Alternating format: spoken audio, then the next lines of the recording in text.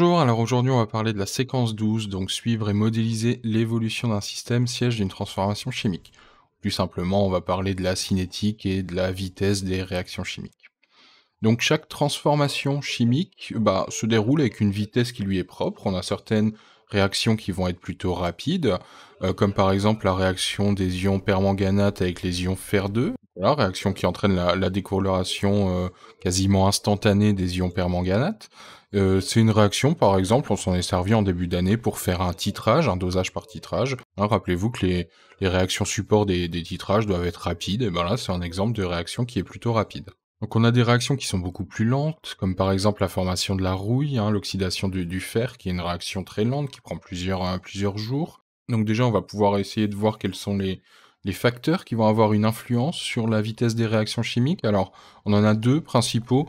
Le premier facteur dont on va parler, c'est la température. Donc en règle générale, c'est pas toujours vrai, mais en règle générale, plus la température d'un milieu réactionnel est élevée, plus la cinétique de la réaction est élevée. Donc évidemment, quand on va parler de cinétique, on va parler de la vitesse de réaction, hein. Donc ici, sur le graphique, on peut voir que voilà, plus la température du système est élevée, plus je vais atteindre l'état final rapidement. Alors ça changera rien à la concentration finale du produit qu'on a formé, d'accord? On va toujours former la même quantité de produit, par contre, on va le former plus rapidement. On va augmenter la vitesse de formation de ce produit. Et donc on a un autre facteur qui va avoir une influence importante sur la cinétique des réactions, c'est la concentration des réactifs. Plus la concentration des réactifs est élevée, plus la cinétique de la réaction est élevée. On pourra expliquer plus tard, après les écrits, qu'est-ce qui se passe au niveau microscopique, pourquoi on a la température et la concentration des réactifs qui ont une influence sur la vitesse de réaction. Ça s'explique assez bien hein, quand on regarde ce qui se passe dans votre bécher, dans votre milieu réactionnel au niveau microscopique. Alors on a aussi certaines espèces chimiques qu'on peut ajouter en solution et qui sont capables d'accélérer une vitesse de réaction, c'est ce qu'on appelle un catalyseur. Donc là, on va prendre 3 exemples de catalyseurs, on verra plus en détail ça en TP. Alors par exemple, quand vous avez synthétisé l'aspirine l'an dernier en première, quand on a ajouté quelques gouttes d'acide sulfurique concentré, donc ça sert à amorcer la réaction, mais ça sert surtout aussi à l'accélérer, d'accord? On a l'acide sulfurique qui va avoir un rôle de catalyseur, justement. Et en fait, on va voir après que ce catalyseur, on le récupère à la fin de la réaction, c'est-à-dire qu'il est reformé à la fin de la réaction. Dans le domaine de l'automobile, les pots d'échappement, hein, vous entendez souvent le terme pot catalytique, tout simplement parce que on a des espèces chimiques à l'intérieur qui vont favoriser la décomposition des gaz d'échappement. Ou dans le corps humain, hein, vous avez parlé notamment des enzymes dans le corps humain en SVT, les enzymes ce sont des catalyseurs, hein. On parle souvent d'ailleurs de catalyse enzymatique. Alors un catalyseur, voilà, on en a parlé rapidement tout à l'heure, c'est une espèce chimique qui est régénérée à la fin de la réaction. Donc on le fait pas apparaître dans l'équation bilan, en fait, il sert entre guillemets d'intermédiaire. Va y avoir une réaction chimique avec le catalyseur qui va former une autre espèce chimique, et on va à nouveau faire une autre équation de réaction qui va reformer notre catalyseur. Donc on peut récupérer le catalyseur à la fin de la réaction. Alors on va essayer de parler un petit peu de la vitesse d'une réaction chimique. Donc ici, pour les diapos qui vont suivre, on va noter à chaque fois grand P quand on va parler des produits de la réaction et grand R quand on va parler des réactifs. Et ici je parle de la vitesse d'apparition d'un produit. Donc on a un produit qui est formé lors d'une réaction chimique au cours du temps. Et comment je peux déterminer sa vitesse de formation? En fait, je vais comparer l'évolution de sa concentration par rapport au temps, par rapport à la durée de réaction. Ici, ce que je vais faire, c'est que je vais prendre un intervalle entre deux concentrations. Donc, je vais prendre la concentration à un certain temps et je vais soustraire la concentration au temps d'avant. Et je vais diviser par la durée entre ces deux concentrations. Et en fait, c'est ce qui va me donner une vitesse. Ça va me donner la vitesse d'apparition de mon produit. Donc, vous voyez directement que l'unité de la vitesse en chimie, d'une vitesse chimique, ça va être par exemple en mol par litre par seconde ou en mol par litre par minute. Ça dépend un petit peu de l'énoncé. Bon, vous commencez à avoir l'habitude, regardez, j'ai un delta T qui est en dessous, qu'est-ce qu'on aime bien faire? On va le faire tendre vers 0, ce delta T. Comme ça, on va obtenir directement la vitesse d'apparition de mon produit qui sera égale à la dérivée de la concentration du produit par rapport au temps. Bon, si on essaie de représenter graphiquement un petit peu, je vais avoir la concentration de mon produit qui va augmenter au cours du temps. Alors comment je peux faire pour obtenir ma vitesse ici Graphiquement, et ben, rappelez-vous, on avait fait le même travail quand on avait travaillé sur les vitesses ou les accélérations en mécanique.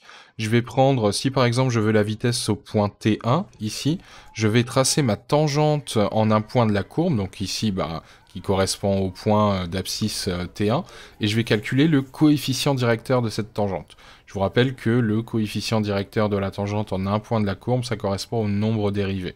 Et donc, le coefficient directeur de cette tangente va me donner directement la valeur de la vitesse de ma réaction. Donc ici, vitesse d'apparition de mon produit. Moi, je vais passer très vite sur la diapo d'après, parce que c'est exactement la même chose, sauf que cette fois, je vais parler de la vitesse de disparition d'un réactif. Cette vitesse de disparition, on va la calculer de la même manière, à la seule différence que ici, ma concentration diminue au cours du temps. Donc si je calcule le coefficient directeur de ma tangente, eh ben, je vais avoir une valeur qui va être négative. Et donc moi, pour obtenir une valeur de vitesse positive, on aime bien avoir des vitesses positives, eh ben, je vais rajouter mon signe moins ici devant le calcul de mon coefficient directeur. Et donc la formule avec la dérivée va me donner la vitesse de disparition est égale à moins, donc à l'opposé de la dérivée de ma concentration par rapport au temps. Sinon, c'est exactement la même chose, même méthode, il suffit juste de rajouter le petit signe moins pour avoir une valeur de vitesse qui est positive. Voilà, donc on va prendre un petit exemple rapidement. Ici, j'ai la concentration d'un de mes réactifs exprimée en mol par litre en fonction du temps. Donc je vais directement tracer la concentration en fonction du temps ici, et je vais essayer de déterminer la vitesse de disparition de mon réactif à une certaine date. Donc ici, on a choisi 5 minutes. Donc je vais tracer ma tangente ici au point 5 minutes, à la date 5 minutes, et je vais essayer de déterminer le coefficient directeur de cette tangente. Bon, alors vous allez voir, Regressi, c'est assez pratique, il va me calculer lui-même le coefficient directeur, donc je me place ici, hop, j'ai ma tangente qui s'est placée donc en pointillé, et lui, il me donne directement la valeur de mon coefficient directeur. Bon, nous, si on avait à le faire à la main, regardez, on aurait choisi 2 points particuliers pour calculer le coefficient directeur de cette tangente. J'aurais pris le point qui coupe l'axe des ordonnées ici en haut à gauche, donc environ, si on regarde les valeurs, je suis environ à 0,245 millimoles par litre, donc 0,245 mol par litre. Et ici, je suis environ à 34 minutes, 33,99, 34 minutes, donc l'endroit où on coupe l'axe des abscisses. J'aurais choisi ces deux points-là, qui sont très éloignés, pour calculer le coefficient directeur. Alors c'est ce qu'on va faire. Donc voilà, donc moi j'ai trouvé ce coefficient directeur directement, cette valeur dans Regressi, qui me l'a donné directement. Si on aurait voulu le calculer, j'aurais fait ma fameuse formule que vous connaissez en mathématiques, YB moins YA divisé par XB moins XA. Bon là c'est une concentration et c'est une date, donc je vais prendre CB moins CA divisé par TB moins TA. J'ai choisi les points particuliers où ça coupait mon axe des abscisses et des ordonnées, comme ça c'est plus facile, on a 0 à chaque fois dans un des deux cas. Et si je fais ce calcul, j'obtiens 7,2 fois 10 puissance moins 3 mol par litre. Donc vous voyez qu'on obtient la même chose, évidemment, que sur Regressi. Et donc, ma valeur de ma vitesse, c'est une vitesse de disparition. Donc attention à ne pas oublier de rajouter le signe moins devant. Comme ça, j'ai une valeur de vitesse qui est positive, 7,2 10 moins 3 mol par litre par minute moins 1. Donc voilà, bien comprendre ce que représente cette valeur, ça veut dire que chaque minute, ma concentration diminue de 7,2 10-3 mol par litre. Alors le temps de demi-réaction, donc la durée au bout de laquelle la moitié de l'avancement final est atteint, se nomme le temps de demi-réaction et se note T1,5. Vous avez déjà l'habitude avec ça. Normalement en première, l'an dernier, vous avez parlé des temps de demi-vie en radioactivité. C'est un petit peu la même chose ici, d'accord ? En fait, on va chercher graphiquement l'endroit où la moitié de mon réactif limitant a réagi, et on va aller lire en abscisse directement la valeur du temps de demi-réaction. Donc le temps de demi-réaction, noté taux ou T1,5, et la durée nécessaire pour que la moitié du réactif limitant soit consommée. Des fois on travaille pas avec la valeur du réactif limitant, des fois on travaille avec l'avancement de la réaction, mais c'est la même chose, c'est la moitié de l'avancement final de la réaction. Et donc si on a une réaction totale, c'est la durée qui correspond à la formation de la moitié des produits, ça fonctionne aussi, ou alors de la disparition toujours de la moitié du réactif limitant. Alors, on va parler rapidement, alors très rapidement même, de l'ordre de vitesse d'une réaction par rapport à un réactif. On va pas trop s'attarder là-dessus, on va voir qu'une seule loi. On va avoir les lois de vitesse d'ordre 1 par rapport à un réactif. Alors, faut savoir qu'on peut avoir des lois d'ordre 0, 1, 2, bon, là on va rester uniquement sur les lois de vitesse d'ordre 1. Donc si la vitesse de disparition ou d'apparition d'un réactif ou d'un produit est proportionnelle à sa concentration, alors la vitesse de réaction est dite d'ordre 1 par rapport à ce réactif, ou ce produit, ça dépend si on parle d'un réactif ou d'un produit, mais c'est la même chose. Ça veut dire quoi? Ça veut dire que si je trace la vitesse en fonction de la concentration, si on a proportionnalité, forcément j'ai une droite qui va passer par l'origine, et on va pouvoir introduire un facteur de proportionnalité qui ici on va noter petit k. Et ce petit k correspond à la constante de vitesse. Donc son unité à petit k, bah, ça dépend de l'exo, elle peut être en seconde moins 1, elle peut être en minute moins 1, en heure moins 1, ça dépend des données dans l'exercice. Et bien ici regardez, j'ai une vitesse volumique qui est exprimée en mol par litre par seconde. Et ben j'ai une concentration en mol par litre, et ça veut dire que K va être en seconde moins 1. Alors un petit exemple directement, donc c'est l'exo de votre livre, page 86. Donc j'ai le temps qui m'est donné en minutes au-dessus, j'ai la concentration d'un de mes réactifs, d'accord, c'est la décomposition, donc c'est mon réactif qui est en train de disparaître au cours du temps. On essaye de voir si c'est bien une réaction d'ordre 1. Donc pour ça, si c'est une réaction d'ordre 1, si je trace la vitesse en fonction de sa concentration, je devrais obtenir une droite qui passe par l'origine. C'est ce qu'on va essayer de faire. Donc déjà, il faudrait calculer sa vitesse. Pour l'instant, on l'a pas. Donc deux méthodes différentes. Soit on a un tableur comme Regressi où on peut directement calculer la dérivée de la concentration par rapport au temps, ce qui va nous donner la vitesse de disparition. Mais là, rappelez-vous, on a quand même... on fait cette supposition si delta t est très très faible, si ça tend vers 0. Donc bon, bah ici, c'est pas vraiment le cas. On a des temps qui sont minutes, donc on va quand même préférer la deuxième méthode à la main, où on calcule, en fait, on fait la différence avec les deux concentrations divisées par delta t. Une fois qu'on a ça, on a la vitesse, et ben je trace la vitesse en fonction de la concentration en réactif, et si j'obtiens une droite qui passe par l'origine, et ben ça veut dire que ma vitesse de réaction est bien d'ordre 1. Et donc on aura un coefficient directeur qui correspond à la constante de vitesse k. Voilà, donc on revient sur Regressi. En fait, le tableau qu'on a regardé tout à l'heure, c'était exactement le même exo.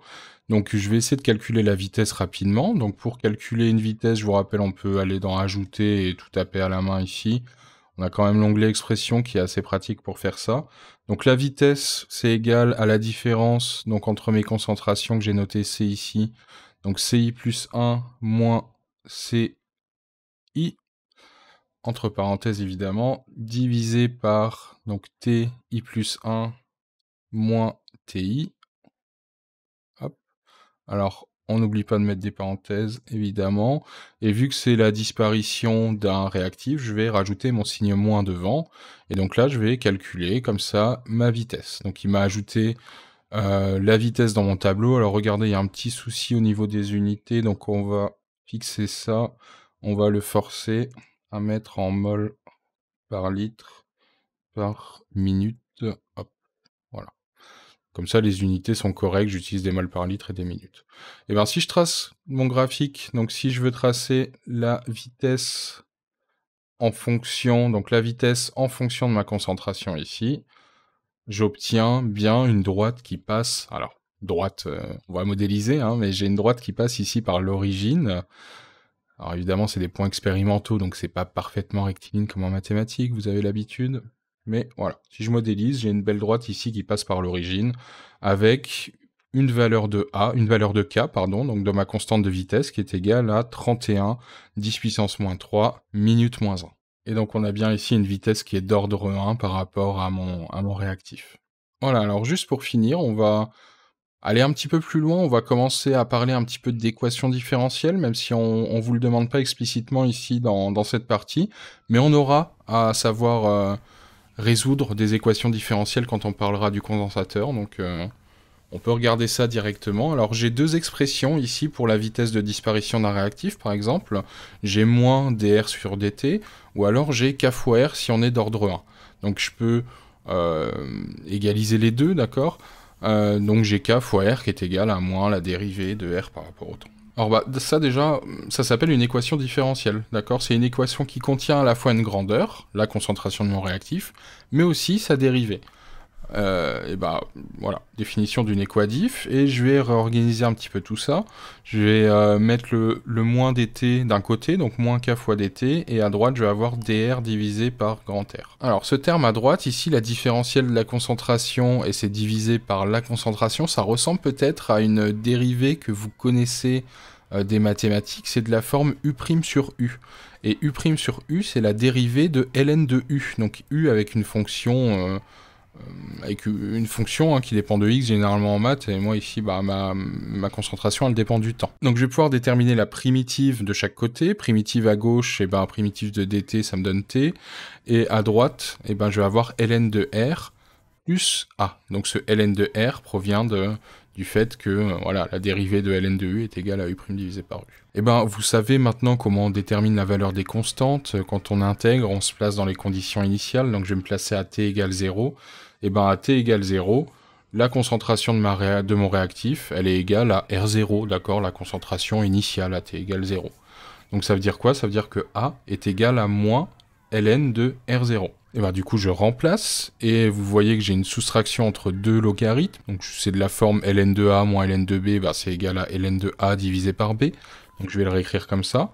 Et moi ce que j'aimerais bien faire, c'est exprimer la concentration de mon réactif, donc je vais enlever le logarithme, et pour ça je vais passer à l'exponentielle. Donc je vais avoir exponentielle de moins kt, qui est égal à R divisé par R0.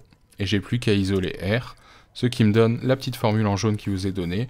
La concentration de mon réactif, c'est égal à la concentration initiale, multipliée par une exponentielle décroissante. Et bien en fait ça correspond à l'équation de ma courbe qu'on avait tout à l'heure dans ce graphique, qui correspond à l'évolution de la concentration de mon réactif en fonction du temps. On a une diminution de cette concentration, et ça diminue comment? Et bien ça diminue de manière exponentielle, donc j'ai une exponentielle décroissante. Et on voit bien en regardant l'équation que plus k augmente, plus j'ai une valeur de petit k qui est importante, et ben plus je vais avoir une décroissance qui est rapide. Plus k va diminuer, plus ma constante de vitesse va être faible, bah plus je vais avoir une décroissance qui est lente. Donc ça reste logique par rapport à sa définition, hein, une constante de vitesse. Allez, à bientôt.